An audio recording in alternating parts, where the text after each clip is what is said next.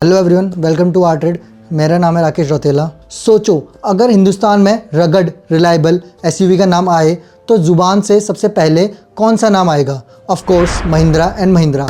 लेकिन क्या तुम्हें पता है, जिस महिंद्रा को आज लोग जान से ज़्यादा ट्रस्ट करते हैं, वो कंपनी शुरू हुई थी सिर्फ ट्रैक्टर से, और एक ज़माने में इसके कार्स भी फेल हुए थे। इस वीडियो में हम जानेंगे महिंद्रा की पूरी कहानी, कैसे ट्रैक्टर बनाने वाली कंपनी इंडिया की सबसे सक्सेसफुल एसयूवी ब्रांड बनी, कौन सी कार मॉडल्स फेल हुई और डिसकंटिन्यू करने पड़े, और कौन सी मॉडल्स ने महिंद्रा को इंडिया का एसयूवी किंग बनाया। एंड तक ज़रूर देखना, क्योंकि बीच में एक स्पेशल सवाल भी है आप लोगों के लिए। तो चलिए शुरू करते हैं। महिंद्रा की शुरुआत हुई थी 1945 में दो भाइयों जेसी महिंद्रा, केसी महिंद्रा और उनके साथ मलिक गुलाम मोहम्मद नाम के एक पार्टनर के साथ।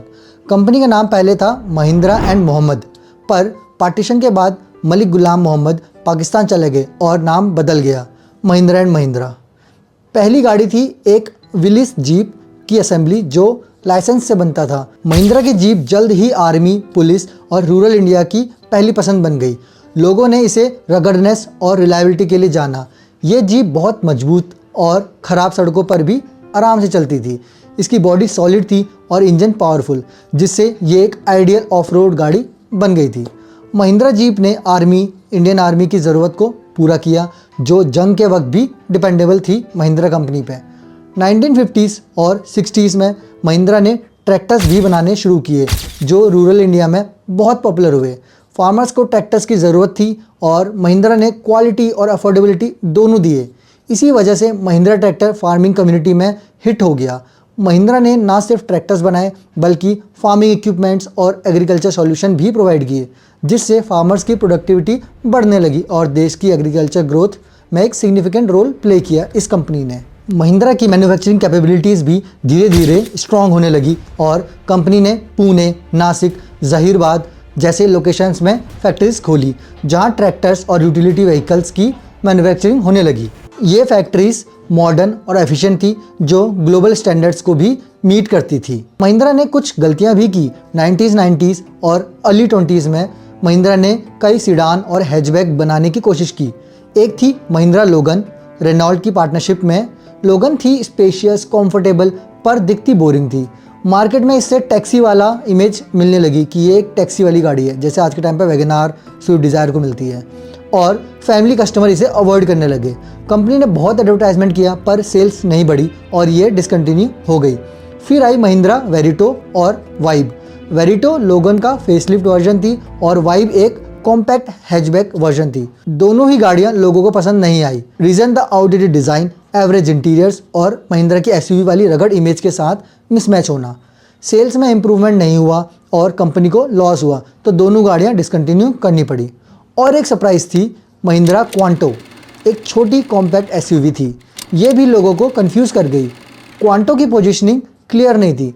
एसयूवी लवर्स इसे जेन्युइन एसयूवी नहीं मानते थे और हैचबैक कस्टमर्स के लिए ये ज़्यादा बल्कि थी। मार्केटिंग और एडवर्टाइजमेंट भी फेल हुआ, कस्टमर फीडबैक पुअर रहा और ये भी मार्केट से गायब हो गई।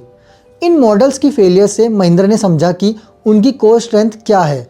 कंपनी ने ये डिसीजन लिया कि अब वो सिर्फ और सिर्फ एसयूवी और रगड़ व्हीकल्स पर ही फोकस करेंगे, क्योंकि उनकी ब्रांड आइडेंटिटी और कस्टमर्स प्रेफरेंस इसी तरफ क्लियर थी कि हमें चाहिए महिंद्रा की एसयूवी गाड़ी। दोस्तों, महिंद्रा की सबसे ज़बरदस्त एसयूवी कौन सी है तुम्हारे हिसाब से?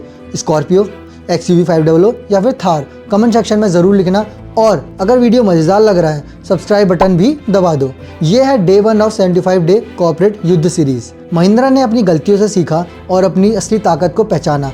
रगड़, एसयूवी और ऑफ रोडिंग गाड़ियाँ। सबसे पहले स्कॉर्पियो लॉन्च हुई 2002 में।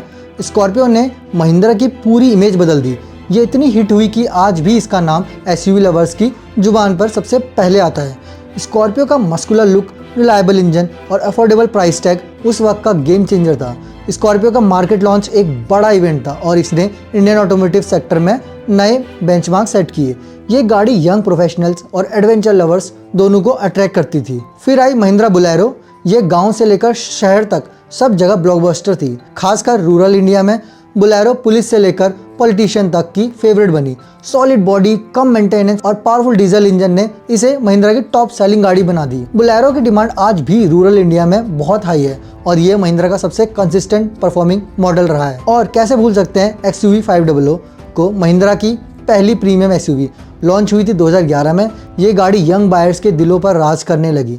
Stylish design, powerful engine, advance feature, सब कुछ था इसमें। XUV 500 ने अर्बन मार्केट में महिंद्रा की एंट्री सॉलिड कर दी और सेल्स के नए रिकॉर्ड्स बनाए। रिसेंटली महिंद्रा थार ने पूरे SUV मार्केट को हिला दिया। Off roading capabilities, retro model design और एडवेंचरस लाइफस्टाइल वाली ब्रांडिंग ने इसे इंस्टेंट सक्सेस बनाया। लॉन्च होते ही 9 महीने तक वेटिंग पीरियड हो गया था इस गाड़ी का। थार का क्रेज इतना बढ़ गया था कि एक एस्पिरेशनल प्रोडक्ट बन गया कि भाई थार चाहिए थार। महिंद्रा का फ्यूचर भी काफ़ी ज़बरदस्त है क्योंकि ये अब इलेक्ट्रिक कार्स की तरफ बढ़ रहा है। महिंद्रा XUV 400 EV और BE05 ये 2 इलेक्ट्रिक SUV मार्केट में आ रही हैं, जो इलेक्ट्रिक फ्यूचर की तरफ महिंद्रा का बड़ा कदम है। महिंद्रा ने नए बैटरी टेक्नोलॉजीज और प्लेटफॉर्म्स पर इन्वेस्ट किए हैं जो कि EV मार्केट में उन्हें कॉम्पिटिटिव बनाएगा। महिंद्रा ने सस्टेनेबल मोबिलिटी सॉल्यूशंस और चार्जिंग इंफ्रास्ट्रक्चर पर भी काम करना शुरू कर दिया है ताकि कस्टमर को कंप्लीट इलेक्ट्रिक एक्सपीरियंस दिया जा सके। ये इनिशिएटिव इंडिया का ग्रीन फ्यूचर के लिए बहुत सिग्निफिकेंट है और बहुत ज़रूरी है आने वाले फ्यूचर के लिए। तो दोस्तों, महिंद्रा ने गलतियों से सीखा, अपनी स्ट्रेंथ को पहचाना और एक पावरफुल ब्रांड बना डाला। क्या तुम्हें लगता है महिंद्रा इलेक्ट्रिक SUV में टाटा को टक्कर दे पाएगा? कमेंट में ज़रूर बताना, क्योंकि टाटा की भी EV आ रही है in future. I guess Tata Nexon, Altroz, 2-3 गाड़ियों में उन्होंने EV दे चुका है। और कल Day 2 में हम देखेंगे एक और ज़बरदस्त rivalry, Tata Motors versus Maruti Suzuki. कौन है इंडिया का असली कार किंग? चैनल को सब्सक्राइब करना मत भूलना। ये सिर्फ Day 1 है ऑफ और एपिसोड 75 डे कॉर्पोरेट्स युद्ध चैलेंज। तो मिलते हैं आपको नेक्स्ट वीडियोज़ में, तब तक के लिए शब्बा खैर।